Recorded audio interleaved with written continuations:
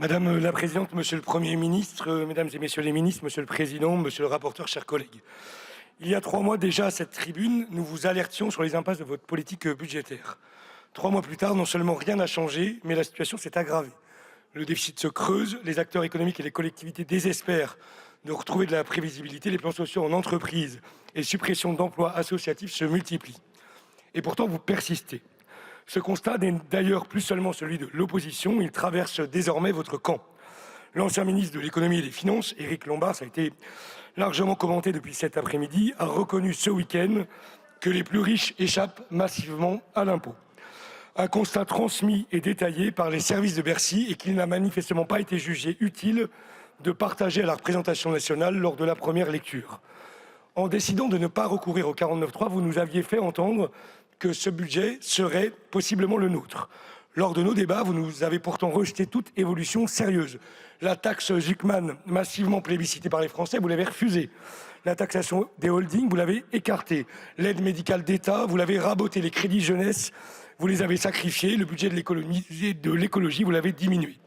Plafonnement du malus CO2 et du malus poids sur les véhicules polluants, exonération de la taxe de solidarité sur les billets d'avion pour les aéroports accueillant moins de 150 000 passagers par an, suppression de la taxe sur les emballages plastiques et de l'article 2 sur l'affectation des recettes de l'énergie, ponction importante sur l'Office français de la biodiversité. Le signal est clair, la transition écologique n'est en rien traitée comme une priorité nationale par vos choix politiques qui engagent pourtant les générations futures.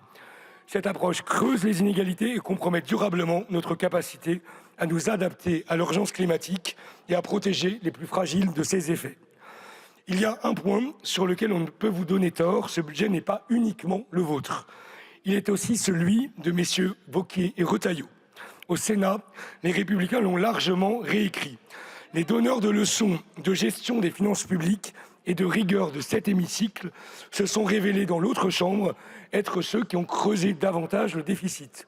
Car en supprimant la contribution sur les grandes entreprises et en détricotant la taxe sur les holdings, les Républicains ont fait de leur seule bataille celle de refuser toute avancée en matière de justice fiscale.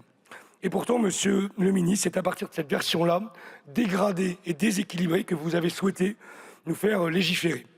Lors des derniers mois, nous avons beaucoup parlé des recettes et de notre divergence fondamentale. Vous voulez continuer de protéger les plus aisés, nous voulons plus de justice fiscale et sociale. Nous ne sommes pas des amoureux de l'impôt, nous défendons des recettes pour financer notre modèle social, la transition écologique et notre protection dans un monde incertain. Cette justice se joue aussi du côté des dépenses. Et là encore, nos désaccords sont profonds. Car en vous abritant derrière le seul débat fiscal, vous évitez l'essentiel. Quelle priorité pour le pays?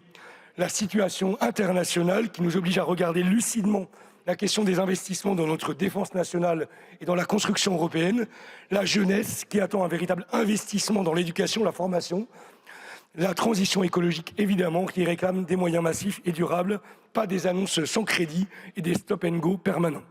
La santé, l'éducation, l'insertion, le logement, partout sur nos territoires, missions locales, associations, centres sociaux, collectivités tirent la sonnette d'alarme.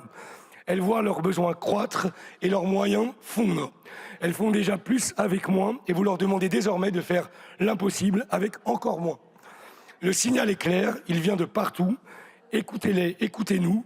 Partout dans le pays monte la colère face à l'injustice, l'écœurement de ne plus pouvoir vivre dignement, la critique d'orientation aveugle et froide venue d'en haut et au mépris de la réalité des vies d'en bas et des difficultés sociales, économiques et climatiques qui frappent de plein fouet nos compatriotes. Ces sentiments légitimes, monsieur le Premier ministre, sont la conclusion naturelle de ces 10 ans de macronisme. Nous ne vous demandons pas de simples ajustements techniques, nous exigeons, par fidélité aux urnes et donc à la démocratie, que le futur budget soit à minima celui d'inflexions politiques sensibles. Je vous remercie.